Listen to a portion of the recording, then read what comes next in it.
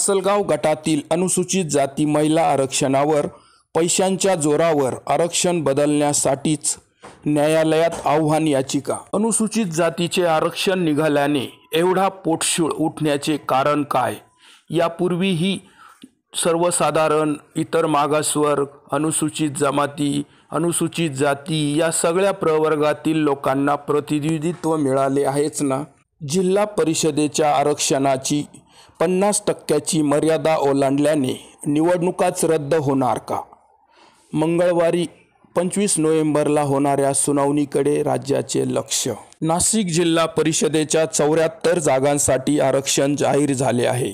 त्यात अनुसूचित जातीच्या प्रवर्गासाठी 5 जागा, अनुसूचित जमातीच्या प्रवर्गासाठी 29 जागा, इतर मागासवर्ग या प्रवर्गासाठी 19 जागा, तर सर्वसाधारण प्रवर्गासाठी 21 जागा असे आरक्षण जाहीर करण्यात आले। जिल्हा परिषदेच्या जागांचे आरक्षण जाहीर करताना 50% आरक्षणाची मर्यादा राज्यातील बहुसंख्य जिल्हा परिषदांनी ओलांडली आहे। त्यामुळेच न्यायालयाने राज्य शासनालाच जाब विचारला आहे की आरक्षण मर्यादा ओलांडल्यामुळे निवडणुका रद्द का करू नये। त्यानुसार या निर्णयावर 25 नोव्हेंबरला पुढील सुनावणी होत असून या सुनावणीकडे राज्यातील जनतेचे नाही तर फक्त निवडणूक लढविणाऱ्या सगळ्याच पक्षांच्या हौशा नवशा उमेदवारांचे लक्ष लागून आहे। सगळ्याच राजकीय पक्षांच्या राजकारण्यांना निवडणुकीत उमेदवारी करण्याचा राजकीय किडा फारच वळवळ करत असतो। त्यामुळे कधी निवडणुका जाहीर होतील याची वाटच हे जणू बघत असतात। आरक्षण मर्यादा वाढवल्याने निवडणुका रद्द होणार की होणार याबाबत संभ्रमावस्था निर्माण झाली आहे। निवडणुका झाल्या काय अन झाल्या काय, पुढे ढकलल्या काय अन घेतल्या काय याचा सर्वसामान्य जनतेला काहीच देणं घेणं नसते। 3 वर्षापासून निवडणुका या थांबलेल्या होत्या, त्याचा काही एक परिणाम जनतेवर होत नव्हता। त्यामुळेच जनतेपेक्षा या हौशा नवशा उमेदवारांनाच या निर्णयाची जास्त चिंता सतावत आहे। जाहीर झालेल्या आरक्षणानुसार लासलगाव जिल्हा परिषद गट अनुसूचित जाती महिला या प्रवर्गाला आरक्षित झाल्याने या गटात फक्त निवडणुका डोळ्यासमोर ठेवून दानधर्म समाजकार्य करणाऱ्यांचा पुरता हिरमोड झाला आहे। या आरक्षणामुळे यांची झोपच उडाली आहे। निवडणूक डोळ्यासमोर ठेवून लय पैसा खर्च केला आणि निवडणूकच लढता येणार नाही म्हटल्यावर मग या काही पैशावाल्यांनी थेट अनुसूचित जाती महिला आरक्षणालाच न्यायालयात आव्हान दिले आहे। त्यानुसार अनुसूचित जाती महिला या प्रवर्गातील आरक्षणावर देखील 25 नोव्हेंबरला सुनावणी होत असल्याची माहिती सूत्रांकडून मिळत आहे।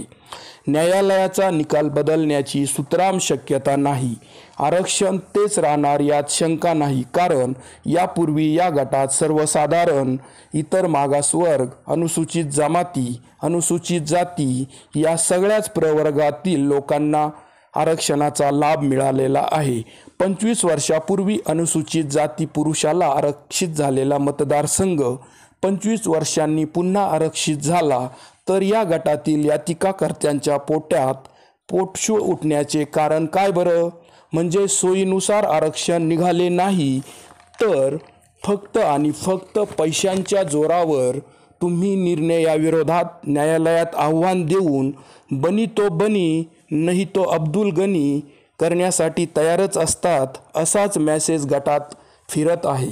अशा प्रकारे फक्त अनुसूचित जातीसाठी निघालेल्या जागेबाबत हरकत याचिका दाखल करून याचिकाकर्ते जातीवाद तर करत नाही ना, हाही प्रश्न या निमित्ताने उपस्थित होतो।